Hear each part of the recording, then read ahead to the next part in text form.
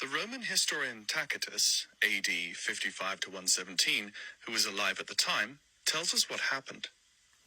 To end the rumors that he had started the fire, Nero accused and tortured a group who were hated for their abominations, the group commonly known as Christians.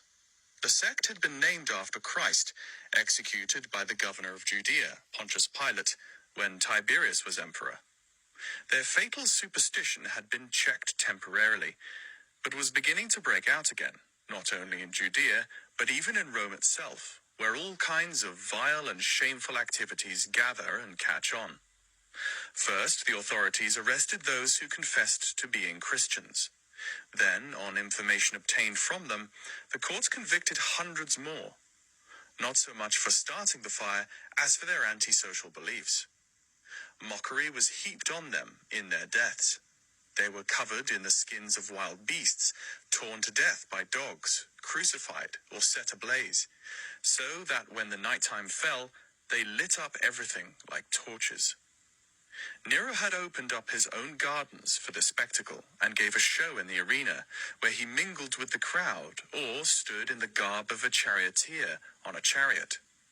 Consequently, although his victims were guilty and deserved to die, people began to feel compassion for them, for they realized that they were being killed not for the public good, but to gratify one man's madness. So Revelation 13, John writes, "And the dragon stood on the sand of the seashore, the dragon being Satan.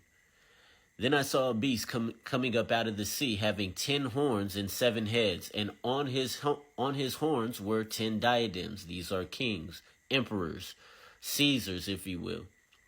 And on his heads were blasphemous names. And the beast which I saw was like a leopard, and his feet were like those of a bear, his mouth like the mouth of a lion. The dragon gave him his power and his throne and great authority." This description up here in verse 2, that's supposed to point you back to what Daniel prophesied. He prophesied those 4 beasts. The 4th one was just unlike anything he had ever seen before, whereas the previous ones, they had these same attributes, the ones that are now being attributed to this 4th and final beast. You want to know why it's done like this? You see, looking back, they were to understand that this particular beast was that 4th beast, which represented the 4th kingdom, which represented the Roman kingdom, which they were living in at that time. The fact that this 4th and final beast here is being represented with attributes from the other kingdoms just means that everything that those kingdoms were, now the Roman Empire is. All of them have assimilated into this 4th and final kingdom. And I saw one of his heads as if it had been slain fatally, and his fatal wound was healed. And the whole earth marveled and followed after the beast. The way Nero died was suicide, drove a dagger through his throat.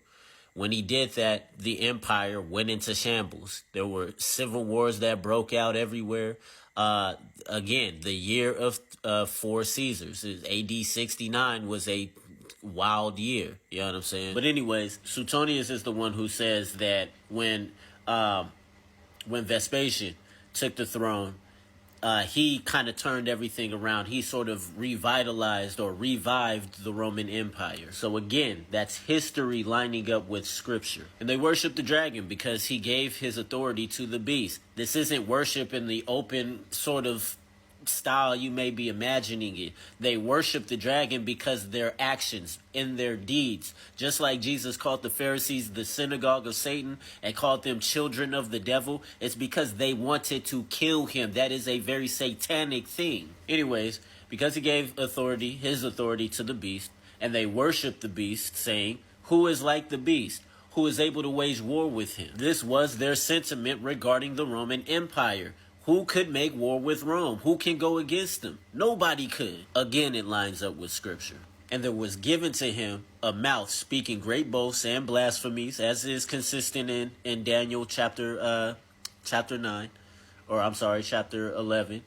An authority to act for 42 months was given to him. He was given a designated amount of time to act, and he He opened his mouth in blasphemies against God to blaspheme his name and his tabernacle, that is, those who dwell in heaven. Now, I know you guys aren't thinking to yourself, Nero did all those other things except for that. No, of course he would blaspheme the God of the Jews, the God of any kind of God. He was full of himself.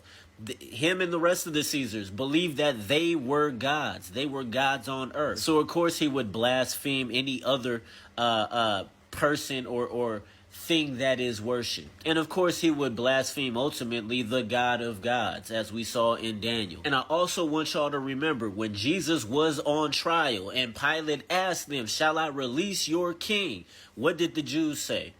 "We have no king but Caesar." Think about the impact of that statement, y'all. Think about it. Jesus, who was the Christ, Pilate said, "Shall I release him?" calling him their king.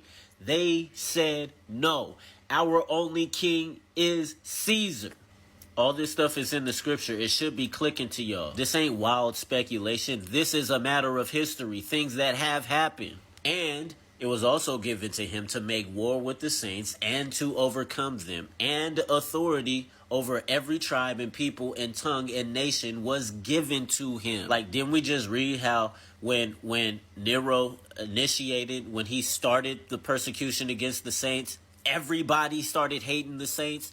Everybody started persecuting them. Like, didn't we just read that? Now, if you hold to a pre-tribulation rapture and you think that the tribulation is the wrath of God being poured out, you're mistaken. You're mistaken historically, and you're mistaken scripturally. What does this say? This is clearly tribulation. This is clearly tribulation. And God is allowing the beast to do this against the saints. So all that emotional blackmail, all that manipulative talk, why would God beat up his bride? Get out of here with that blasphemy. These are Christians. Christians are being delivered into the hand of the beast. He is given to make war with them and to overcome them. Who gives them the authority to do that? God does. Anyways, and all who dwell on the earth will worship him. Everyone whose name has not been written in the foundation, from the foundation of the world, in the book of life of the Lamb, who has been slain. And I'm going to say this, y'all. I'm tired of hearing people on TikTok claim they take the Bible literally and they don't even know how to do real exegesis. They don't know how to parse the language. They don't know how to do translation. They're not even familiar with what all the English translations or how all the English translations render a particular verse. Like, do y'all realize that when you take the time to read and study church history books, then you understand the context of the stuff that you go back and read, and that you're reading it from a fresh perspective? That's why I do it, because it gives me the context. I am able to understand the context of the things that I was reading, the historical context, the environment, what was going on at that time, how it relates to actual history, y'all. So what makes the Bible come alive, to me at least.